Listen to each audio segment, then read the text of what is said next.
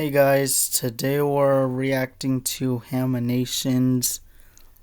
I think this is the one that is called My Pyromaniac Brother, so I'm just gonna watch it. We haven't really done a Bryson video in a long time, so let's just watch it. Okay.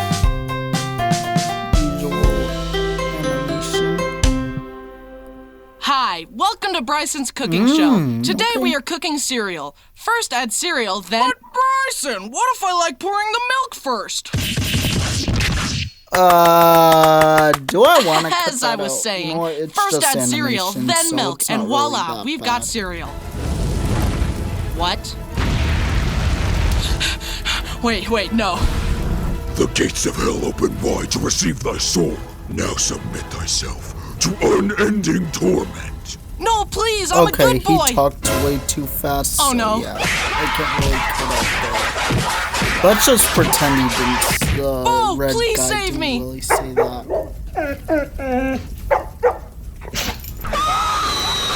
Dang.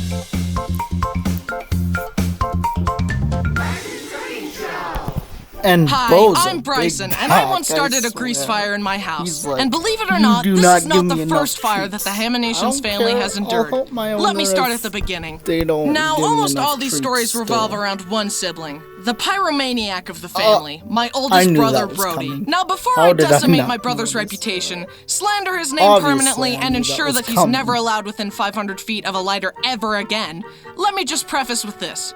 I love you, Brody. Our journey begins when Brody was 3 years old. I remember it like it was yesterday.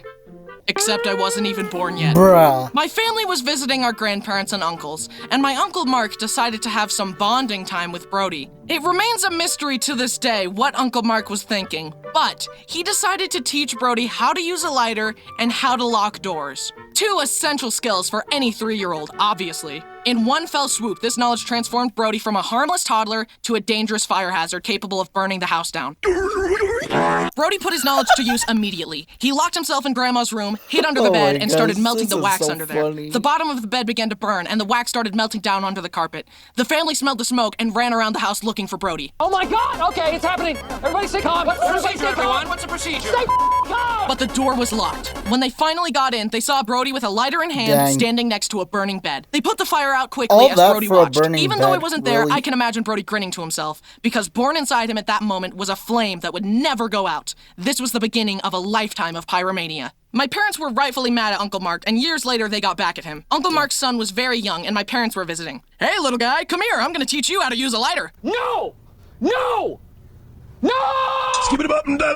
Does your family have a pyromaniac, or are you normal? My main goal is to blow up. The next incident happened 1 year later. Brody was 4, and I remember it like it was yesterday. Except I was still not born yet. Mom was outside the house talking to a friend, and Brody was inside unattended.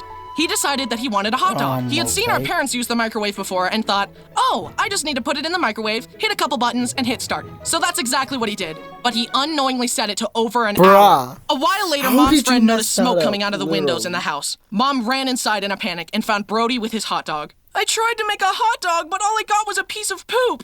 The hot dog was reduced to a flaming carbon crisp, burnt to the very core. And that's how my family house almost got burnt down by a hot dog. Then the next year, when Brody was 5, he got glasses. This time, I remember it clearly.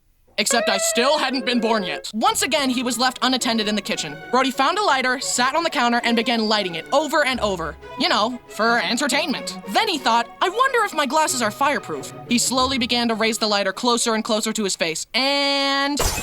the lens cracked. Mom! What? What was that noise? Did you break your glasses? Yes. Oh, dang. And that's just the tip of the iceberg, or fireberg. Brody, in his teenage and adult life, has regularly set paper towels on fire on the counter, started fires outside for no reason, and put tinfoil in the microwave. I'm not even joking. Hey, Brody, what are you cooking?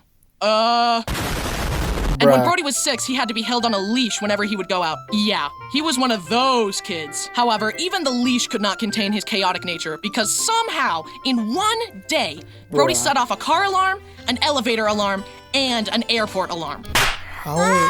If you haven't figured it out yet, let me just spell it out for you. Brody was a menace to society. He's still a menace, but his wife keeps him in check. Most of the time. Now, all these stories were about Brody, but this isn't Brody's channel. Now it's time to talk about how I started a fire. But at least it was an accident, unlike Brody, who set stuff on fire on purpose. I can Also, all Brody's understand stories that. happened when I was just an unborn soul vibing in the quantum abyss. I kinda miss it. Anyway, on to my grease fire story. At this point, I had finally been born, and I was about to start a family recipe with my roommate Dallin. The chicken was defrosting and it was almost ready, so I put some oil in a pot and set the stove on low to heat up and be ready for the chicken. At least I thought I did, but I accidentally put the heat on maximum overdrive. Then I got distracted talking to Dallin and forgot all about the chicken.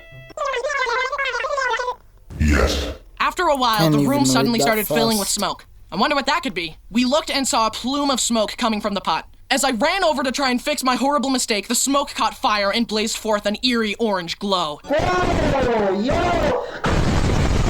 I saw into hell in that moment, and the face of Satan stared back at me. Then, for an excruciating couple seconds, I sat there frozen, wondering what to do. Have you heard the term fight or flight? Well, there's actually a third option, freeze. And my brain chose freeze. Bruh. Dallin saw that I was paralyzed and quickly jumped into action. He grabbed a bowl and carefully covered the pot and extinguished the flame. I was so embarrassed that my big, strong roommate had to save me. I very gingerly helped get rid of the smoke by opening the windows. I cooled and cleaned the pot and very carefully finished the recipe. So good and tasty? I also apologized profusely to Dallin, who insisted that it wasn't a big deal. I honestly can't properly explain how embarrassed and ashamed I was. I was just trying to be an adult and make a meal, and I almost burned my house down. But I learned a valuable lesson. The lesson is, have a roommate who's not afraid of fire. I will be more careful in the future, and hopefully next time I won't freeze. To end things off, I want to encourage you all to be careful and cautious when cooking, because you could literally die. Also, stay away from Brody or he will burn down your house. Fortunately, fire Oh won't my be an issue God. for me, because since my Are you fire incident, serious? I have mastered waterbending. And I've mastered firebending. Don't do this, Brody. Don't challenge me. This is it gonna won't be end well.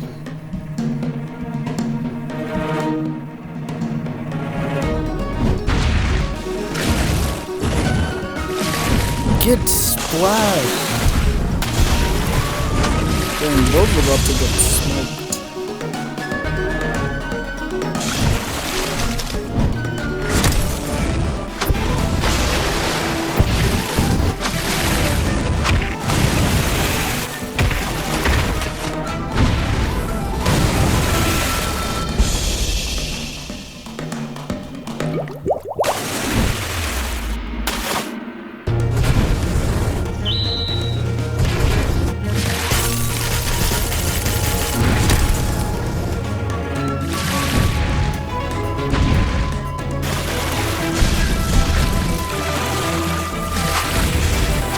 Dang.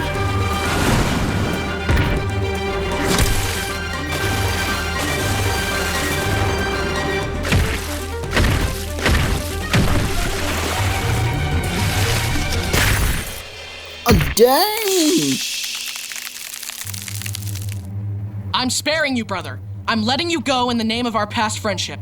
But I warn you, Dang. even a single step out of line will result in your permanent end.